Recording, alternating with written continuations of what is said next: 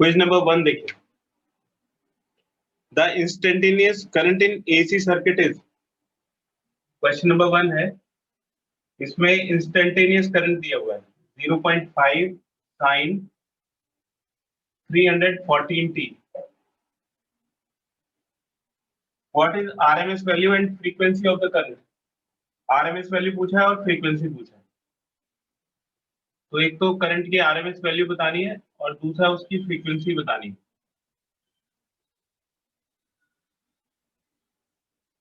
तो देखिए, इसको कंपेयर करेंगे I is equal to I naught sine omega T से। तो हमें आई नॉट यानी कि पीक वैल्यू मिलेगी। आई नॉट हो गया 0.5 और ओमेगा की वैल्यू मिलेगी। ओमेगा टी को इससे कंपेयर करेंगे तो टी की प्लेस पे आ जाएगा और ओमेगा हो जाएगा 314 रेडियन पर सेकेंड। तो देखिए, जो फर्स्ट पार्ट में आई आर एम एस पूछा है, इसकी वैल्यू होती है I naught by root two. तो ये 0.5 divide by root two ampere आ जाएगा। तो 0.5 को 1/2 लिख सकते हैं। तो 1/2 रूट टू एम्पियर, ये करंट की आरएमएस वैल्यू होगी। फिर ओमेगा होता है 2 पाई इंटू फ्रीक्वेंसी। ये ओमेगा होता है एंगुलर फ्रीक्वेंसी, रेडियन पर सेकंड के टर्म्स में होता है। और फ्रीक्वेंसी हर्ट्ज में निकालोगे तो ओमेगा में ये रिलेशन होता है 2 पाई इंटू फ्रीक्वेंसी। फ्रीक्वेंसी हो जाएगा 314 डिवाइड बाय 2 पाई। पाई की वैल्यू इसमें डाल दीजिए तो ये 3.14। इससे इसको डिवाइड करोगे 100 आ जाएगा। 100/2 दैट इज 50 हर्ट्ज। तो एसी की फ्रीक्वेंसी हो जाएगी 50 हर्ट्ज और एसी की आरएमएस वैल्यू हो जाएगी 1/2 root two ampere.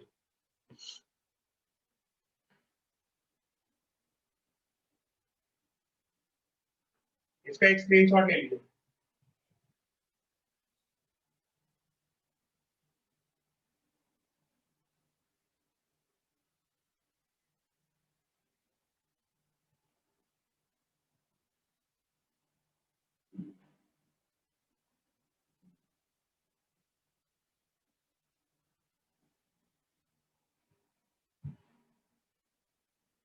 Question number 2 देखिए, the current flowing through a pure inductor of inductance. Inductance दिया हुआ है 2 मिली हेनरी। 2 मिली हेनरी का मतलब हो गया 2 इंटू 10⁻³ हेनरी। और करंट दे रखी है 15 cos 300t ampere. What is the RMS and average value of current. तो करंट की आईआरएमएस और एवरेज वैल्यू, तो ये जो कॉस है इसको हम लिख सकते हैं साइन ओमेगा टी प्लस π/2। ठीक है, तो इसको कंपेयर करिए I naught sine omega t plus π/2। तो आई नॉट की वैल्यू तो 15 हो जाएगी और ओमेगा हो जाएगा 300 रेडियन पर सेकेंड। तो कॉस को हम साइन 90 प्लस थीटा लिख सकते हैं, या इसको डायरेक्ट भी हम इससे भी कंपेयर कर सकते हैं। I is equal to I naught cos omega t. तो जो एसी है वो साइन में भी होती है और कॉस में भी होते हैं, दोनों में सिर्फ फेज का डिफरेंस होता है ना। ये कॉस जो है वो साइन 90 प्लस थीटा के इक्वल होता है। तो ये हमने पावर के फॉर्मूले में देखा था कैसे साइन कॉस में कन्वर्ट हो जाता है। साइन 90 प्लस थीटा को हम कॉस में लिख सकते हैं। तो डायरेक्टली भी आप इससे कंपेयर कर सकते हो। तो आई नॉट की वैल्यू 15 आ जाएगी और ओमेगा की वैल्यू 300 आ जाएगी।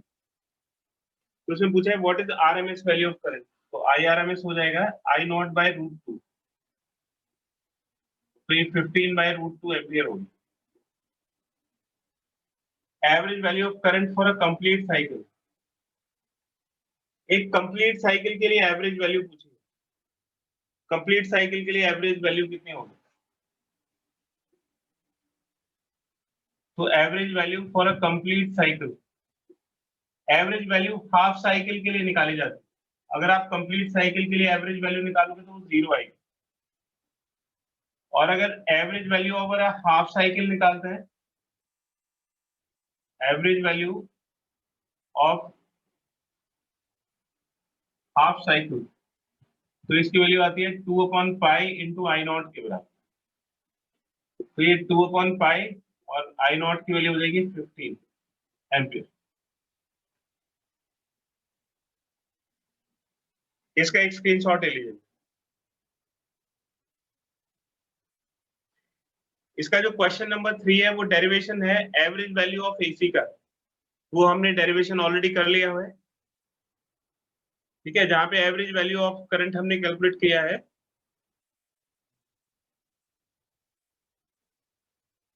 उसमें करंट की एवरेज वैल्यू निकाली थी और यहाँ पे वोल्टेज की एवरेज वैल्यू पूछी है, तो बिल्कुल उसी की तरह से इसकी एवरेज वैल्यू कैलकुलेट करेंगे वोल्टेज की।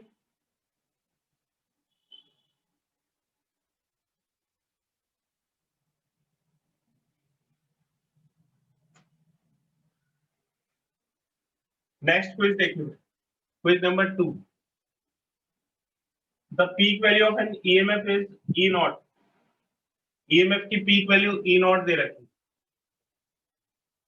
इसकी आरएमएस वैल्यू पूछी है और average value of over a complete cycle, तो आरएमएस वैल्यू हो जाएगा ई नॉट बाय रूट 2, और फॉर कंप्लीट साइकिल, तो कंप्लीट साइकिल के लिए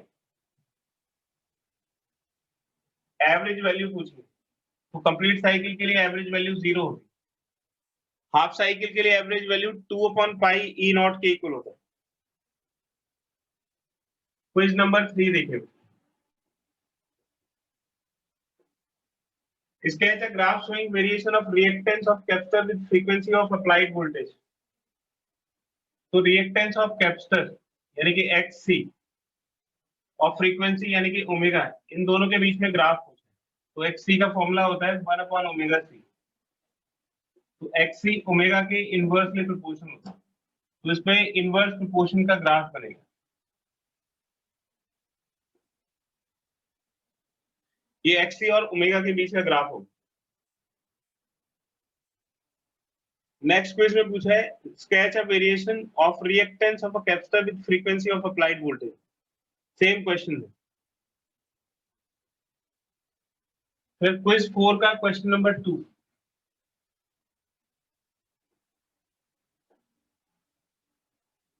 An electrical element X, when connected to an alternating voltage source, has a current through it leading the voltage by pi/2 radian। Current lead कर रही है, तो current अगर lead करती है तो इसका मतलब वो कैपेसिटर है। इंडक्टर में करंट लैग करती है, पीछे होती है, और कैपेसिटर में करंट लीड करती है, तो जो एक्स एलिमेंट है वो कैपेसिटर हो गया।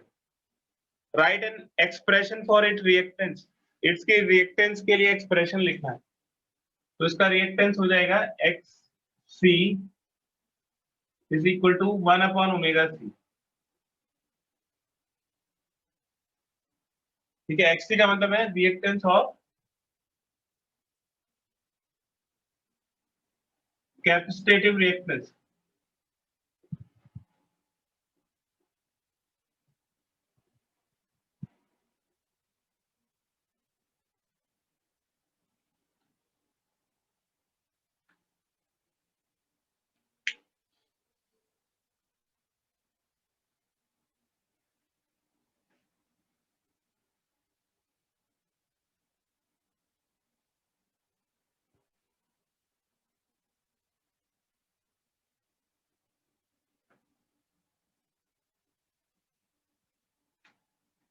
क्वेश्चन नंबर 5 का फर्स्ट क्वेश्चन देखिए।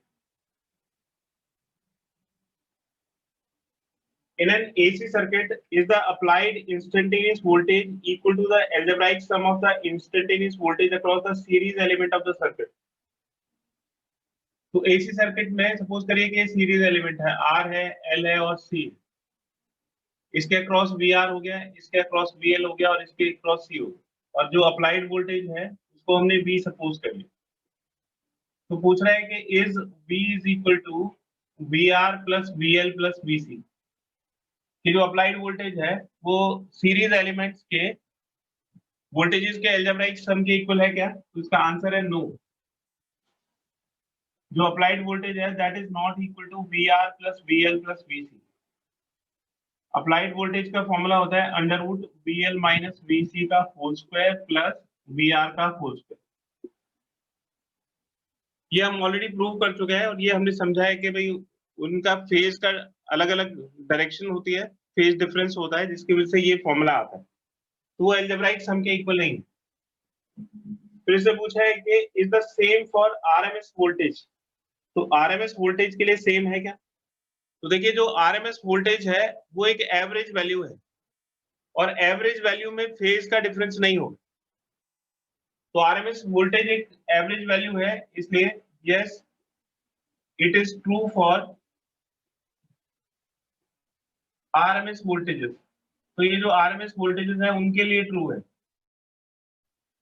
यानी कि अगर हम वी आरएमएस कैलकुलेट करेंगे और रेजिस्टेंस के अक्रॉस आरएमएस वोल्टेज, वीएल के अक्रॉस आरएमएस वोल्टेज और वीसी के अक्रॉस आरएमएस वोल्टेज, तो उसके लिए ये ट्रू होगा, क्योंकि आरएमएस वोल्टेज हीट आपको प्रोड्यूस करती है, तो जो टोटल हीट है इसकी वोल्टेज की वजह से जो हीट होगी, हीट में डायरेक्शन नहीं होगी, इसलिए जो आरएमएस वोल्टेज है उसके लिए अलजेब्राइक सम यूज कर सकते हैं, लेकिन जो इंस्टेंटेनियस वोल्टेज है उसके लिए हम ये वाला फॉर्मूला यूज करेंगे, ये वाला फॉर्मूला यूज नहीं करेंगे।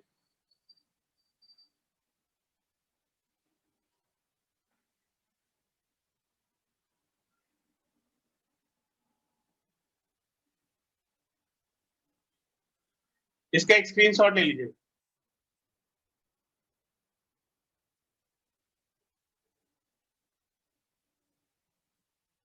क्वेश्चन नंबर 2 है, a capacitor is used in the primary circuit of an induction coil।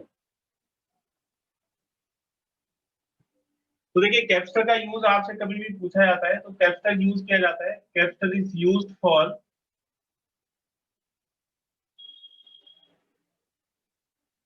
Safety from additional charge. तो किसी भी सर्किट में अगर एक्स्ट्रा चार्ज है तो उससे सेफ्टी के लिए कैपेसिटर का यूज किया जाता है। तो कैपेसिटर क्या होता है कि उस चार्ज को यूज करके खुद को चार्ज कर लेता है, अपनी प्लेट्स को चार्ज कर लेता है, और वो जो एक्स्ट्रा चार्ज है वो सर्किट को कोई हार्म नहीं पहुंचाता है। तो कैपेसिटर का यूज होता है सेफ्टी के लिए, किससे सेफ्टी के लिए? Additional charge in the circuit. तो किसी भी सर्किट में अगर कोई एडिशनल चार्ज है तो उसमें कैपेसिटर लगा दीजिए, तो वो उस चार्ज को कंज्यूम करके कैपेसिटर खुद को चार्ज कर लेगा, यानी कि स्टोर कर लेगा, और वो जो चार्ज है वो फिर कोई नुकसान सर्किट को नहीं पहुंचा पाएगा। क्वेश्चन नंबर 3 देखिए, what is the phase difference between voltage and current at resonance. तो रेजोनेंस में in LCR circuit at resonance,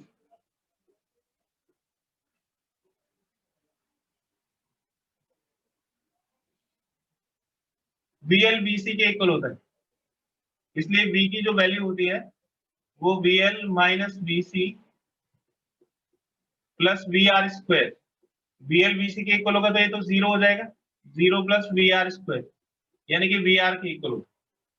तो जो अप्लाइड वोल्टेज है वो VR के इक्वल है, और जो VR और करंट है वो सेम फेज में होते हैं, are in same phase.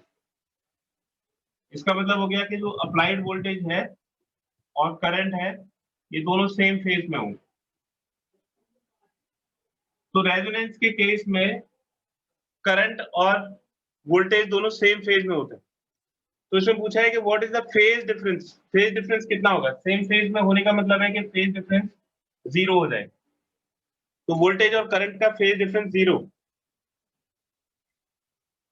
Question number 4 में पूछा है what is the phase difference between voltage across the inductance and capacitor in AC circuit. तो एसी सर्किट में VL और VC के बीच में ग्राफ देखिए जरा, ये जैसे I हो गया, ये करंट और VR का, VL 90 डिग्री आगे और VS 90 डिग्री पीछे, तो ये VS की डायरेक्शन हो गई, ये VL की डायरेक्शन हो गई, और दोनों में फेज डिफरेंस कितना हो गया? तो phase difference between VL and VC, phase difference between VL and VC, तो दोनों ऑपोजिट फेज में है 180 डिग्री। तो VL और VC के बीच में, VL और VC के बीच में 180 डिग्री का फेज डिफरेंस होता है, VL VC से 180 डिग्री आगे होता है।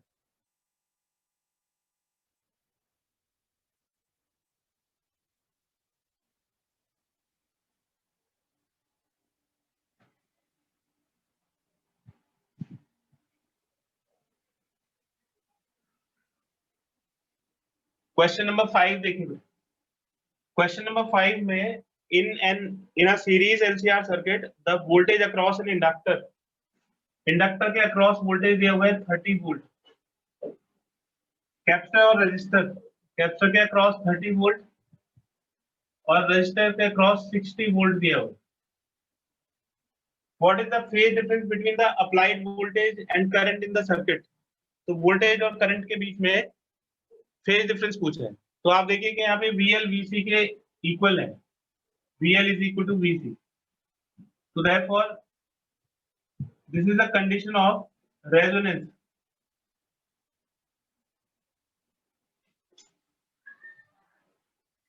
रेजोनेंस की कंडीशन है। और अभी हमने ये डिस्कस किया था कि रेजोनेंस के केस में फेज डिफरेंस 0 के इक्वल होता है। रेजोनेंस के केस में phase difference is equal to 0। इसमें तो आपको रेजोनेंस दिया हुआ है ना, तो आपने बताया कि VL VC के इक्वल है, लेकिन यहाँ पे इस वोल्टेज को देख के समझना है कि VL 30 वोल्ट है, VC भी 30 वोल्ट है, यानी कि VL VC के इक्वल हो गया। तो फिर ये डिस्क्रिप्शन आपको देना है कि जो फेज डिफरेंस है वो 0 के इक्वल होगा। तो रेजोनेंस की कंडीशन के ऊपर बहुत सारे क्वेश्चन आपसे पूछे जाते हैं। आपको किसी ना किसी तरह से ये इन्फॉर्मेशन दी जाती है कि जो LCR सर्किट है वो रेजोनेंस में है, फिर आपसे पूछा जाता है कि उसका फेज डिफरेंस कितना होगा। तो रेजोनेंस में जो फेज डिफरेंस है वो 0 के इक्वल होगा।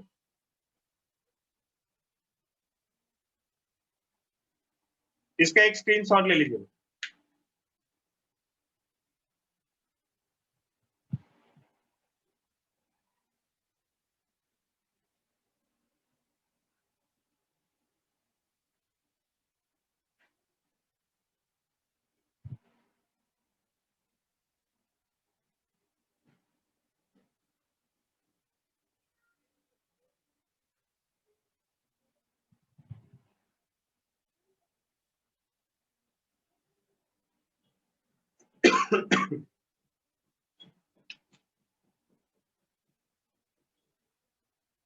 क्वेश्चन नंबर 6 देखिए।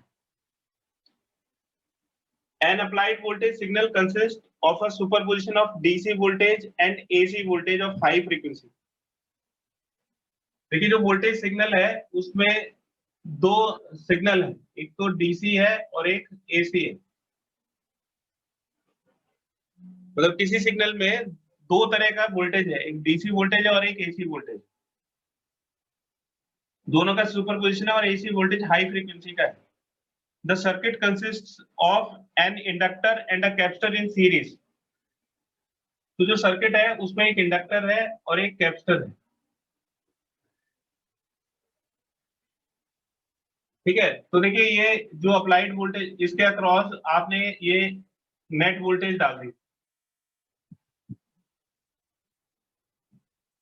तो देखिए यहाँ से जब ये जो AC इसके अंदर पास होगा, तो AC जब इसमें से पास होता है तो क्या होता है, पहले इंडक्टर का केस देखते हैं। Through an inductor AC electric flux linked with it due to AC is variable। तो देखिए AC की जो वैल्यू है वो चेंज होती रहती है, उसकी वजह से AC की वजह से जो इलेक्ट्रिक फ्लक्स होगा वो चेंज होगा, और इलेक्ट्रिक फ्लक्स के चेंज होने के कॉन्सिक्वेंटली जब इलेक्ट्रिक फ्लक्स चेंज होगा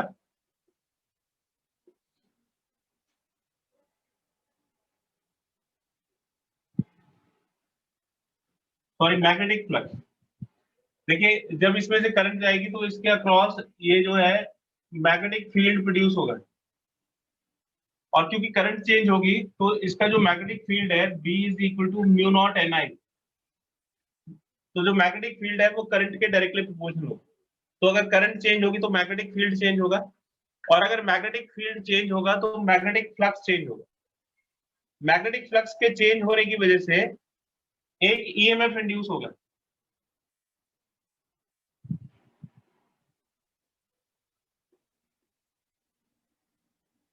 induced across the inductor, across the inductor. और वो जो ईएमएफ है वो किसके इक्वल होगा, विच इज इक्वल टू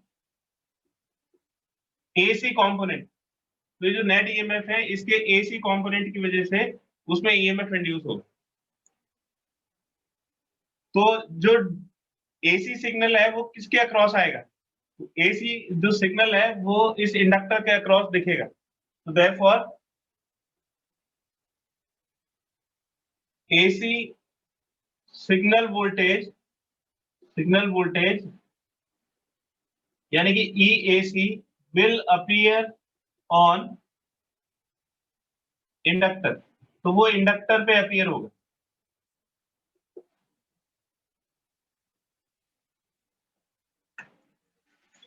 अब देखिए जो हाई फ्रीक्वेंसी का डीसी सिग्नल है, now for high frequency DC signal,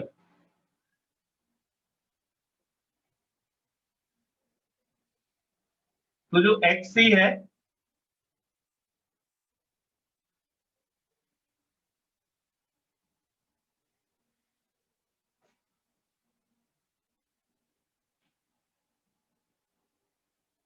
now for DC signal, तो डीसी सिग्नल के लिए जो फ्रीक्वेंसी है वो 0 होती है। तो डीसी सिग्नल के लिए फ्रीक्वेंसी 0 है, तो कैपेसिटर का जो कैपेसिटेंस है वो 1/ω/C होगा, यानी कि 1/0, तो इन्फिनिटी होगा। तो जो कैपेसिटिव रिएक्टेंस है वो डीसी सिग्नल को ब्लॉक कर लेगा। तो देयरफॉर कैपेसिटर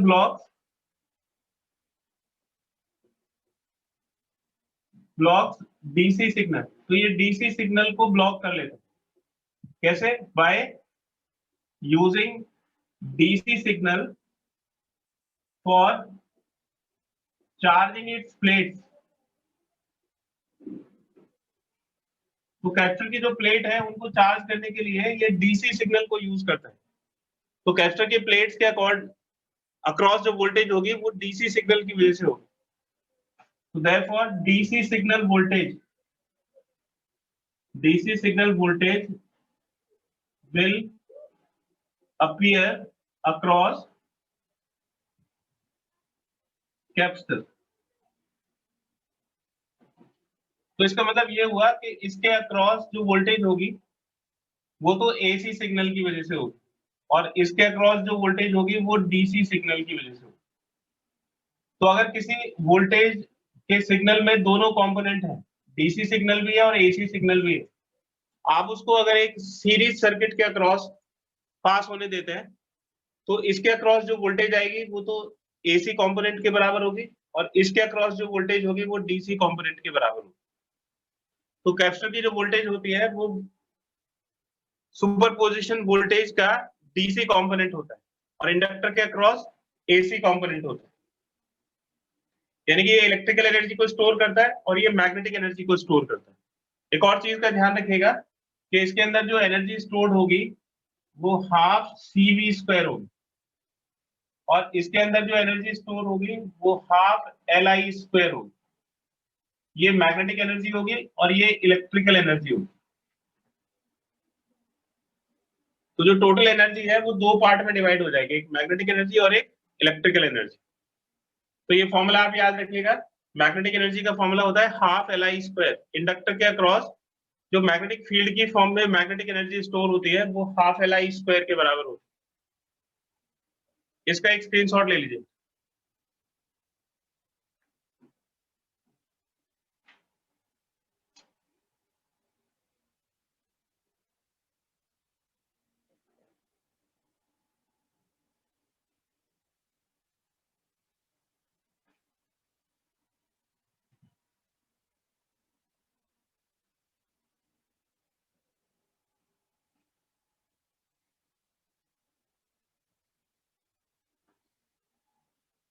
क्वेश्चन नंबर 6 का सेकेंड क्वेश्चन देखिए।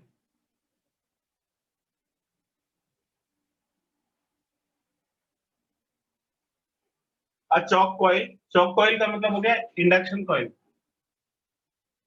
ये एक इंडक्शन कॉइल है, इसका सेल्फ इंडक्टेंस L ले लीजिए।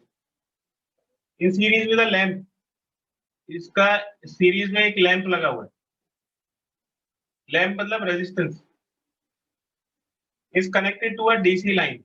इसको एक डीसी लाइन के साथ कनेक्ट कर दीजिए।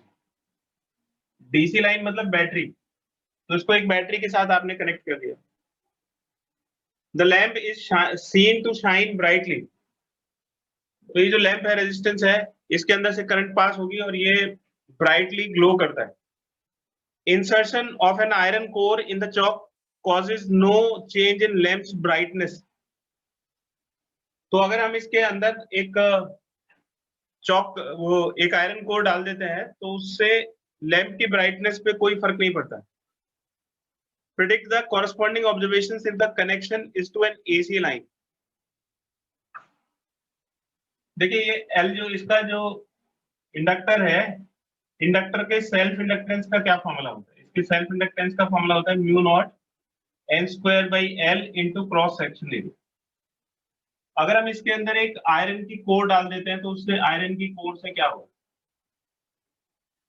आयरन की कोर से इसका इसके अंदर मीडियम आ जाएगा और ये म्यू नॉट म्यू आर हो जाएगा N square by L into A. यानी कि इसका जो कोफिशिएंट ऑफ सेल्फ इंडक्टेंस है वो राइज करेगा, बढ़ जाएगा। तो this will increase mu R times, है ना। तो जितना भी सॉफ्ट आयरन कोर का म्यू आर होगा, उतने टाइम्स इसका सेल्फ इंडक्टेंस इंक्रीज हो जाएगा। लेकिन डीसी लाइन के लिए, for our DC line, XL होता है ओमेगा एल और ओमेगा की वैल्यू 0 होती है। तो एल के इंक्रीज होने से भी कोई फर्क नहीं पड़ेगा, क्योंकि एक्सएल तो 0 ही रहेगा।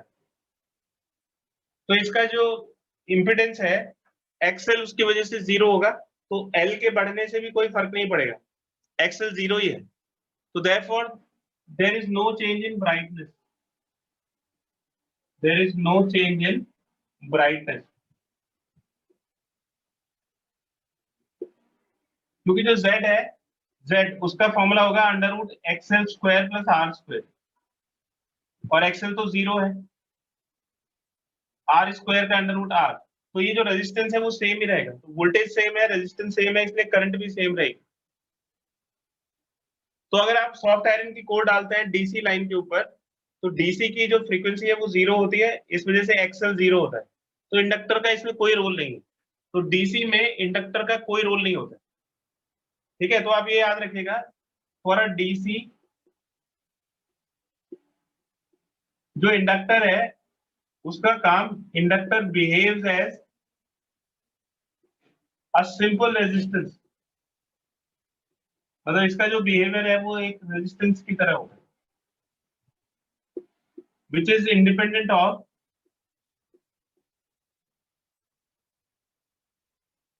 एक्सएल। से इसको कोई फर्क नहीं पड़ता है, क्योंकि जो एक्सएल है वो तो 0 हो जाता है। तो आप इसके इंडक्टर को सॉफ्ट आयरन की कोर इसलिए डालते हैं कि इसका coefficient of self inductance increase कर सके और उससे एक्सएल चेंज हो। लेकिन अगर ओमेगा की वैल्यू 0 है डीसी लाइन के लिए, तो एक्सएल को चेंज करने से भी कोई फर्क नहीं पड़ेगा, क्योंकि एक्सएल तो 0 ही रहेगा। एल को चेंज करने से कोई फर्क नहीं पड़ेगा, सॉफ्ट आयरन की कोर का इस पर कोई फर्क नहीं पड़ेगा। लेकिन अगर यही एसी लाइन हो जाए, फॉर एन एसी लाइन, तो जो एक्सएल है एल ओमेगा वो इंक्रीज हो जाएगा, एक्सएल इंक्रीजेस, क्योंकि सॉफ्ट आयरन की कोर डालने से इसका एज एल इंक्रीजेस, तो सॉफ्ट आयरन की कोर डालने से कोएफिशिएंट ऑफ सेल्फ इंडक्टेंस बढ़ेगा, जिसकी वजह से एक्सएल बढ़ेगा। क्योंकि यहाँ पे तो for an AC line omega जो है वो 0 के इक्वल नहीं होगा, तो एल को बढ़ने से एक्सएल बढ़ेगा, और एक्सएल के बढ़ने से जेड, जेड का फॉर्मूला होता है XL square plus R square. अगर एक्सएल राइज करेगा तो जेड भी राइज करेगा। और करंट की वैल्यू होती है applied voltage divided by impedance. अगर इंपीडेंस राइज करेगा तो करंट फॉल करेगी। तो due to decrease in current, decrease in current, brightness of lamp will decrease. तो लैंप की जो ब्राइटनेस है वो डिक्रीज करेगी।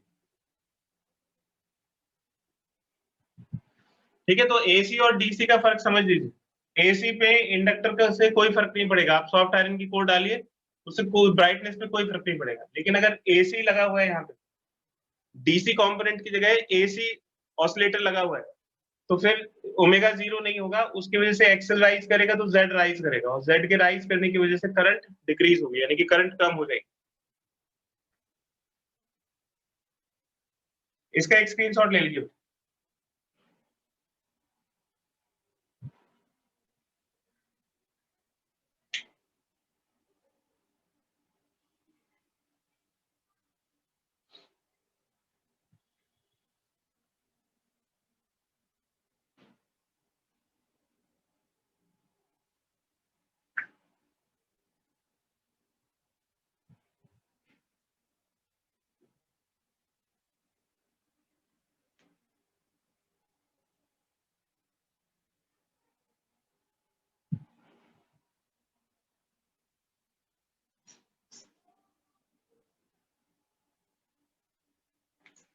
क्विज नंबर 7 देख। क्विज 7 में एक बैटरी है और एक स्विच लगा हुआ है,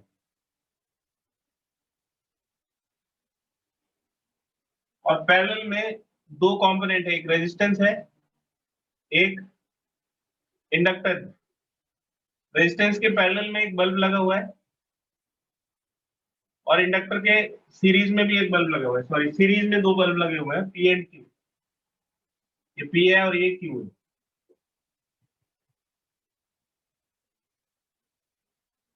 वो कहता है कि व्हेन स्विच इज क्लोज्ड, अगर इस स्विच को क्लोज कर दिया जाए, तो स्विच को क्लोज करने से क्या होगा, जो डीसी करंट है वो कुछ देर तक राइज होती है, फिर कांस्टेंट हो जाती है।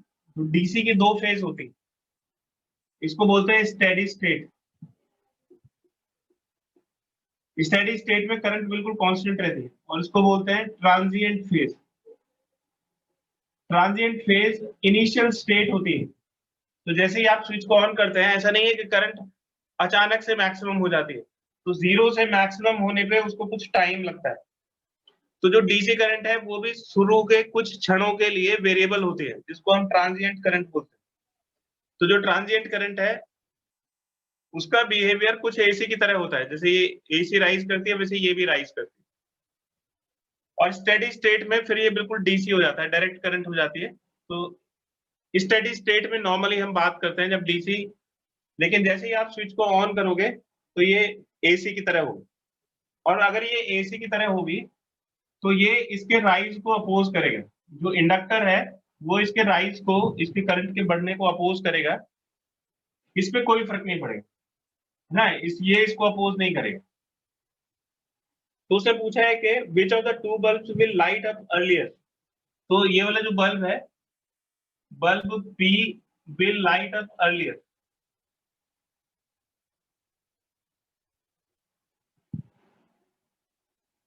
बिकॉज इंडक्टर will oppose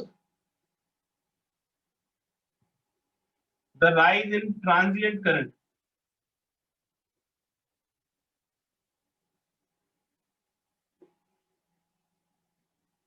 इसको बोलते हैं सेल्फ इंडक्शन। इंडक्टर की डेफिनेशन क्या होती है सेल्फ इंडक्शन की? This is the property of a coil by virtue of which it opposes any current change in itself by inducing an EMF। तो अगर इंडक्टर में कोई करंट का चेंज होगा तो वो अपने अंदर एक ईएमएफ इंड्यूस करेगा और उस चेंज को अपोज करेगा। तो जैसे ही इसमें करंट जाएगी, करंट राइज करेगी, तो इसमें एक ईएमएफ इंड्यूस हो जाएगा और वो उसको अपोज करेगा, जिसकी वजह से करंट डिले हो जाती है ना, उसकी फेज में चेंज आता है। जैसे हमने एसी में देखा था कि इंडक्टर के अंदर 90 डिग्री करंट पीछे होती, तो जैसे ही आप स्विच ऑन करोगे इसमें करंट पहले जाएगी और इसमें करंट 90 डिग्री फेज डिफरेंस में पीछे रहेगी, यानी कि T/4 टाइम के बराबर पीछे रह जाती। तो इसलिए ये बल्ब पहले जलेगा और ये बल्ब बाद में जलेगा।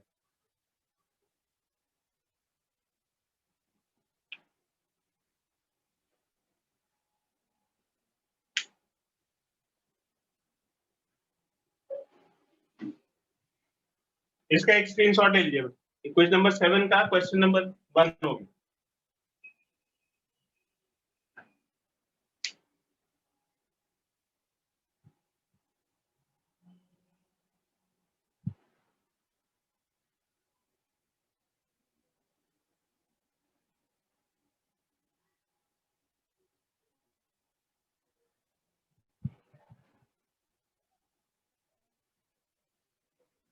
क्वेश्चन नंबर 7 का क्वेश्चन नंबर 2 देखिए।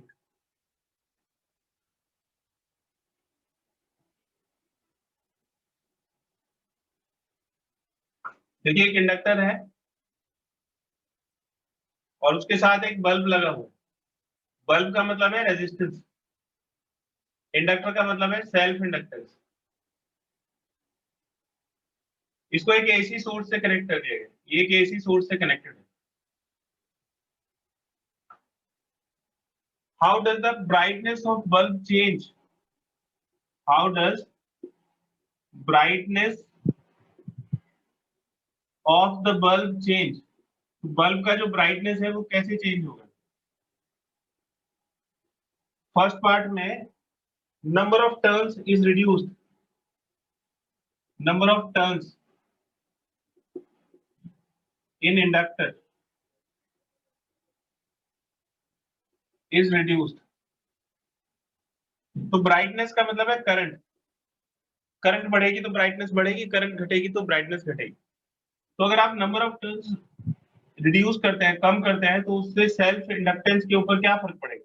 तो एल का फॉर्मूला होता है mu not an square by L into area of coil. तो अगर आप नंबर ऑफ टर्न्स को रिड्यूस करते हैं, अगर एन को रिड्यूस करते हैं, तो इसका मतलब सेल्फ इंडक्टेंस रिड्यूस हो जाए। सेल्फ इंडक्टेंस को रिड्यूस होने से XL is equal to L omega. अगर एल रिड्यूस होता है तो एक्सएल भी रिड्यूस हो जाए। एक्सएल के रिड्यूस होने से impedance Z is equal to under root XL square plus R square.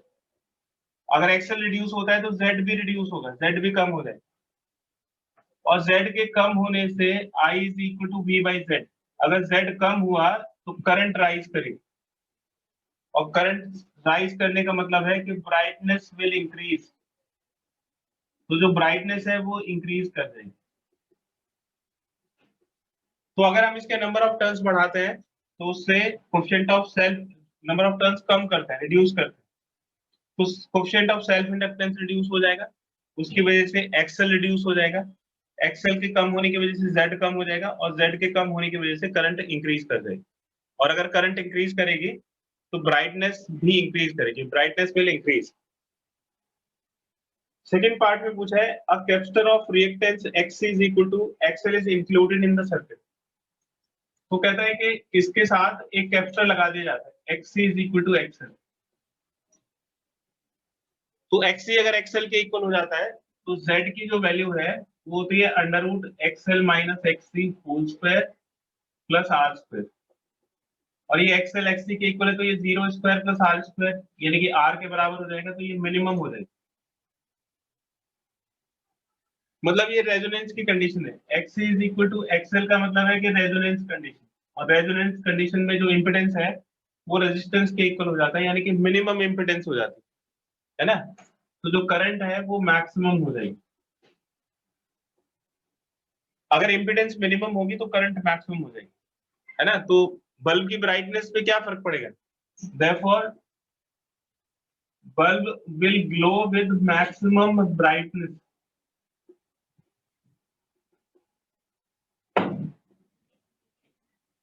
मतलब इससे ज्यादा ब्राइटनेस बल्ब के अंदर नहीं आ सकती। तो ये मैक्सिमम ब्राइटनेस की कंडीशन है, या मैक्सिमम करंट की कंडीशन है, या रेजोनेंस की कंडीशन। तो X is equal to X L आ जाता है तो वो मैक्सिमम ब्राइटनेस की कंडीशन बन जाती है।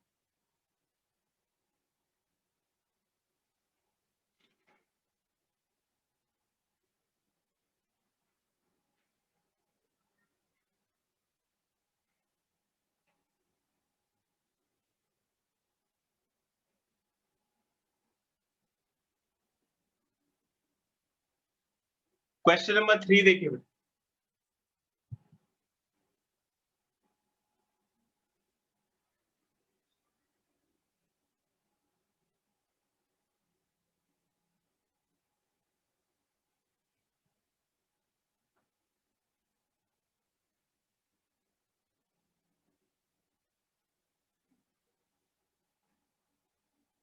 Figure shows a light bulb and iron core inductor connected to a DC battery through a switch S.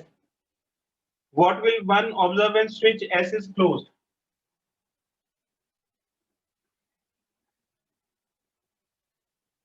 ये इंडक्टर हो गया, ये बल्ब हो गया, यानी कि रेजिस्टेंस। यहाँ पे एक बैटरी लगी है और यहाँ पे एक स्विच लगा है।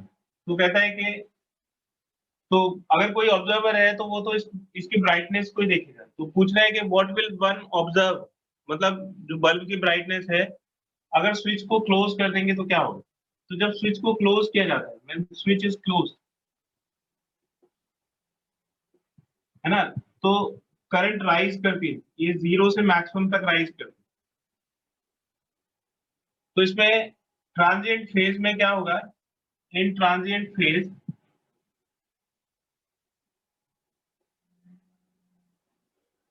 current will rise through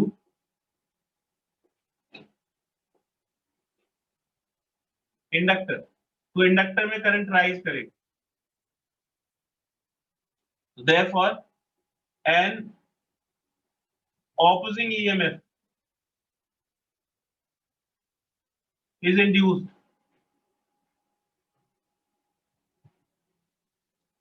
which opposes the rise in current। तो जैसे ही इसमें करंट बढ़ेगी तो इसके अक्रॉस एक ईएमएफ इंड्यूस हो जाएगा जो कि अप्लाइड ईएमएफ को अपोज करेगा, वो करंट के बढ़ने को रोकेगा। तो therefore initially the bulb glows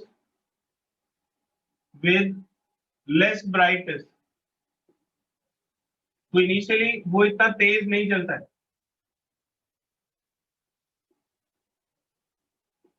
after a short interval, कुछ देर के बाद,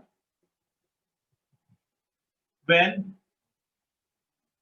current reaches steady state,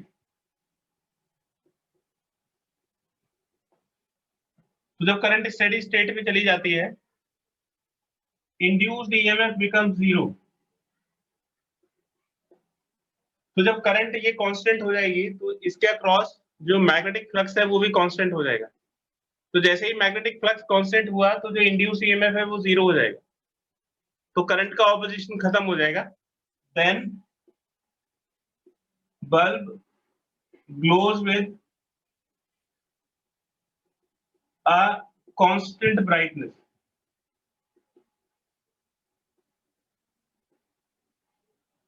तो फिर बल्ब जो है अपनी मैक्सिमम कांस्टेंट ब्राइटनेस के साथ ग्लो करता है।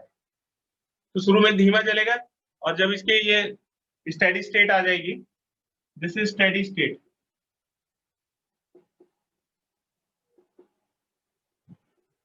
ये करंट, ये टाइम,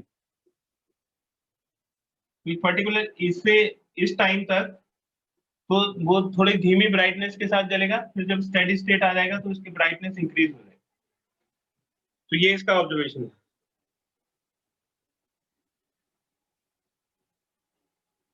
क्वेश्चन नंबर, इसका जो फर्स्ट पार्ट है वो ये है। सेकंड पार्ट में इससे पूछा है how will the glow of the bulb change. Bulb का जो ग्लो है वो किस तरह से चेंज होगा when the battery is replaced by an AC source of RMS voltage equal to the voltage DC source। अगर हम इसको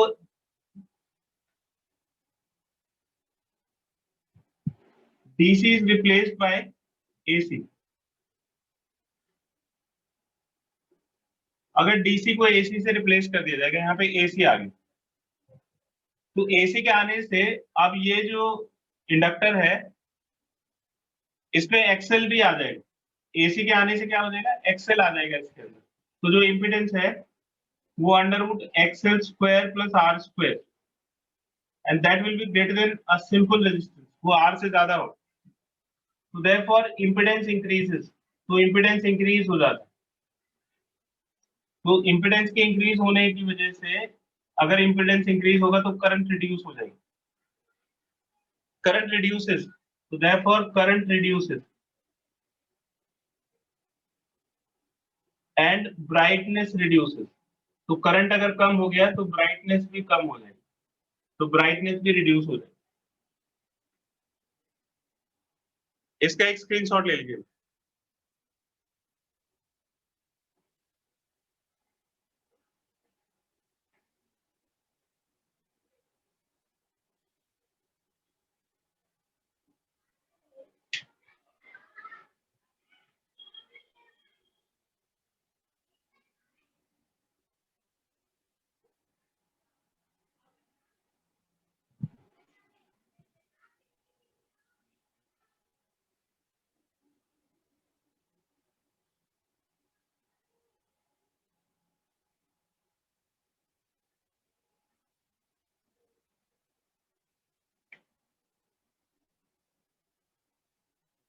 क्विज नंबर 8 देखिए।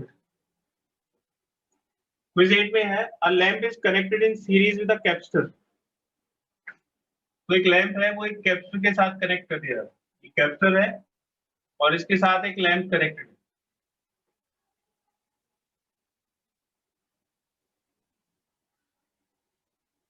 तो डीसी और एसी के लिए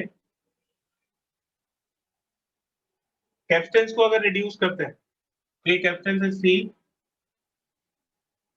और इसमें एसी के लिए और डीसी के लिए अपने ऑब्जर्वेशंस बताने हैं अगर कैपेसिटेंस को रिड्यूस किया जाए। तो पहले देखिए डीसी के लिए, फॉर डीसी और फॉर एसी। तो डीसी के लिए जो कैपेसिटेंस है एक्स इज इक्वल टू 1/ओमेगा सी। तो डीसी का ओमेगा तो 0 होता है ना, तो ये इनफाइनाइट रिएक्टेंस प्रोड्यूस करता है। तो एक्सी अगर इंफिनिटी होगा तो जेड भी इंफिनिटी होगा, और जो करंट हो जाएगा वो बी अपॉन जेड यानी कि बी अपॉन इंफिनिटी 0। तो therefore bulb will not glow.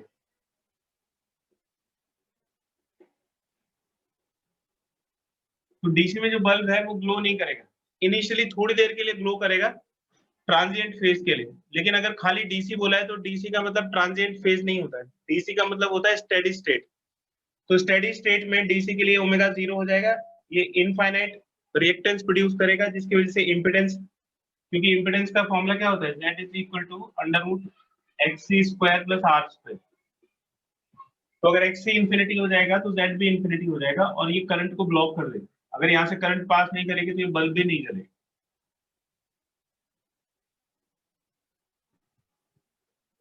अगर हम इसमें से एसी पास करते हैं तो एसी के लिए ओमेगा 0 नहीं होता, इसलिए जेड की वैल्यू होती है under root XC square plus R square and that is not equal to 0।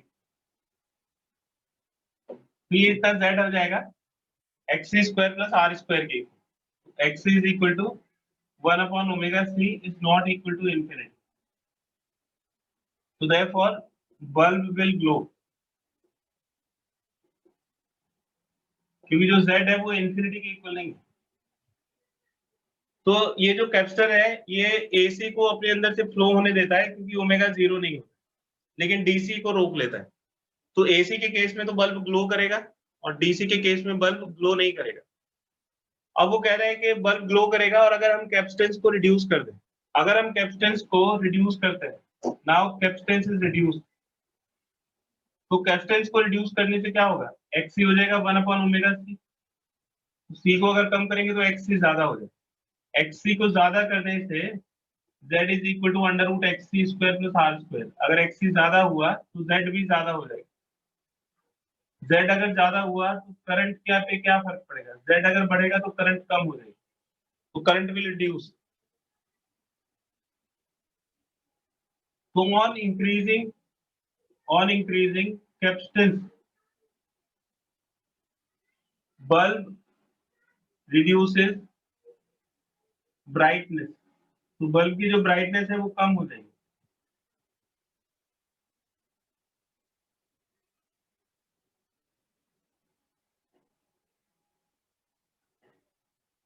Sorry, on decreasing, सी को हम कम कर रहे हैं, ऑन रिड्यूसिंग कैपेसिटेंस तो बल्ब अपनी ब्राइटनेस को घटा देता है। इसमें तो करंट 0 है, तो अगर हम इसका कैपेसिटेंस कम करेंगे तब भी ये इंफिनिटी रहेगा। तो बल्ब ग्लो ही नहीं कर रहा है, तो कैपेसिटेंस का नो इफेक्ट ऑफ डिक्रीजिंग और रिड्यूसिंग कैपेसिटेंस। तो बल्ब जल ही नहीं रहा है, इसका कैपेसिटेंस कम करोगे तब भी बल्ब नहीं जलेगा, क्योंकि डीसी के लिए ये ओमेगा के ऊपर फर्क पड़ेगा। सी कम ज्यादा करो ये तब भी 0 ही रहेगा, ये तब भी इंफिनिटी रहेगा। तो कैपेसिटेंस से डीसी पे तो कोई फर्क नहीं पड़ेगा, लेकिन अगर एसी है तो बल्ब की जो ब्राइटनेस है वो रिड्यूस हो जाएगी, कम हो जाएगी।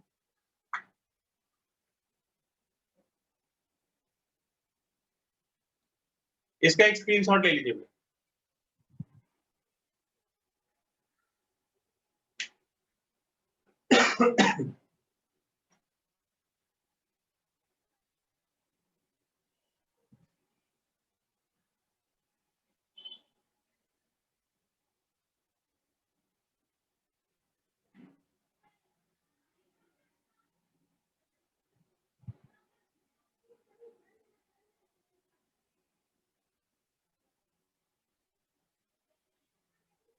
क्वेश्चन नंबर 9 देखिए।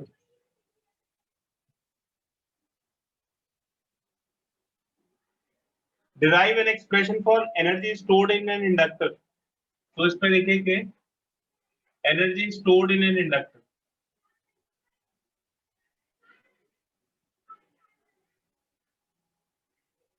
कोई इंडक्टर है, मतलब कोई कॉइल है जिसका सेल्फ इंडक्टेंस एल के इक्वल है, तो उसमें कितनी एनर्जी स्टोर होती है?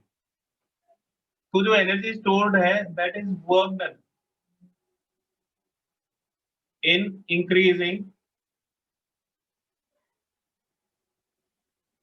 Current from zero to maximum.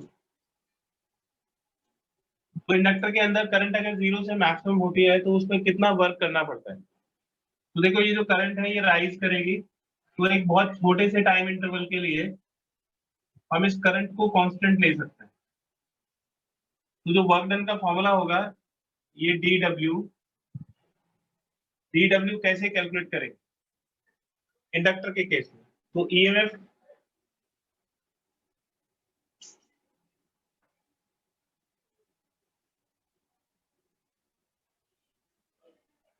तो ईएमएफ का फॉर्मूला होता है EMF is equal to minus L D I D T. ये रिलेशन होता है। तो अगर ईएमएफ का मैग्नीट्यूड कैलकुलेट करोगे तो ये L D I D T के इक्वल हो जाएगा, और ये ई डी टी हो जाएगा एल डी आई। और जो वर्क डन होता है वो होता है EMF into current into time. Work done is equal to V I T के इक्वल होता है। W is equal to V I T. तो टाइम, तो ये छोटे टाइम इंटरवल के लिए हमने dt ले लिया, वोल्टेज को ई ले एमएफ ले लिया, और करंट हो गया आई। तो ये जो ई dt है इसकी वैल्यू एल डी आई हो जाएगी। तो ई dt को एल डी आई लिख सकते हैं, और ये आई होगा। आई वेरिएबल है, करंट की वैल्यू जीरो से लेके आई तक जाती है। तो एल तो कांस्टेंट है, जैसे एक्स का integration x square by two होता है, वैसे आई का integration I square by two हो जाएगा, जीरो से लेके आई तक। तो हो जाएगा L I square by two minus zero square by two. ये तो जीरो हो गया, ये हो गया हाफ एल आई स्क्वायर। तो जो एनर्जी स्टोर्ड होगी इंडक्टर के अक्रॉस वो हाफ एल आई स्क्वायर होती है, and this energy is magnetic. और ये वाली जो एनर्जी होती है वो मैग्नेटिक होती है।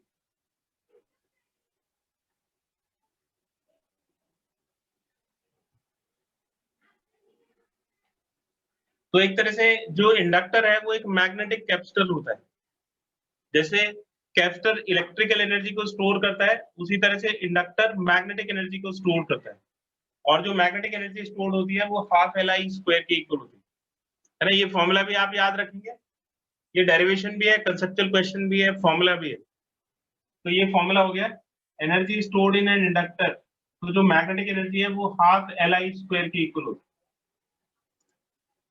तो अगर किसी इंडक्टर में, जैसे ये कोई इंडक्टर है इसका सेल्फ इंडक्टेंस एल के इक्वल है, तो इसमें अगर आप करंट पास करोगे, आई करंट पास करोगे, तो इसके अक्रॉस ये मैग्नेटिक फ्लक्स लिंक हो जाएगा, और इसमें अंदर जो मैग्नेटिक एनर्जी होगी वो मैग्नेटिक एनर्जी कितनी हो जाएगी? हाफ एल आई स्क्वायर के इक्वल हो जाएगी।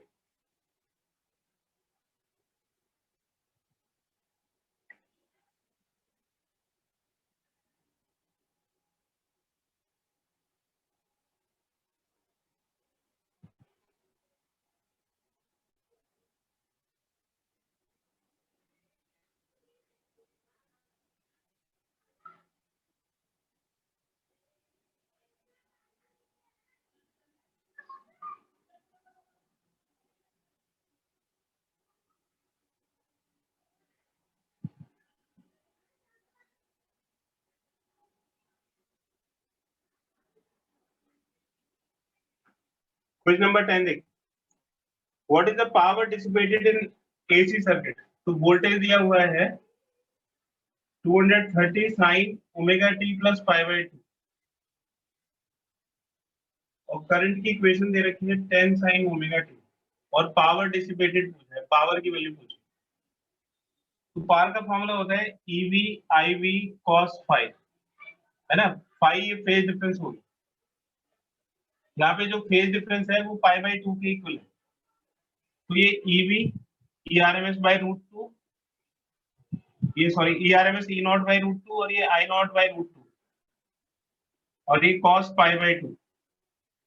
तो E0 की वैल्यू तो 230 हो गई, I0 की वैल्यू 10 हो गई और cos पाई बाई 2 0 के इक्वल। तो जो पावर है वो 0 हो जाएगा। हमने तो ये डेरिवेशन किया है, हम इसको डायरेक्टली भी लिख सकते थे क्योंकि वोल्टेज और करंट में प्योर हमें पता है कि प्योर कैपेसिटर और प्योर इंडक्टर के अक्रॉस पावर 0 होती है। पाई बाई 2 का फेज डिफरेंस है, वोल्टेज आगे है, वोल्टेज आगे होती है इंडक्टर में। This is a case of inductor और इंडक्टर के केस में एवरेज पावर 0 होती है। इसके बाद इसका सेकंड पार्ट है, आई की वैल्यू दे रखी है 10 sin 314 t एम्पियर और वोल्टेज की वैल्यू दे रखी है 50 sin 314 t वोल्ट। पावर पूछा है, पावर कितना होगा? फिर से कोई फॉर्मूला लगा दीजिए, EV IV into cos five. EV की वैल्यू E0 बाई रूट 2, ये I0 बाई रूट 2 और दोनों सेम फेज में, इन दोनों का फेज सेम है। फेज सेम है मतलब फेज डिफरेंस 0 के इक्वल हो। कॉस 0 की वैल्यू हो गई 1, तो E0 हो गया 50 बाई रूट 2, I0 हो गया 10 बाई रूट 2 और cos 0 1 हो गया। तो 500 बाई 2 यानी कि 250 वॉट हो। तो इसके अंदर जो पावर डिसिपेटेड है वो 250 वॉट के इक्वल हो जाएगा। तो आपको ये सारे क्वेश्चंस रिवाइज करने हैं और होमवर्क में न्यूमेरिकल्स आपको करने हैं। नेक्स्ट क्लास में इसके न्यूमेरिकल्स डिस्कस करेंगे।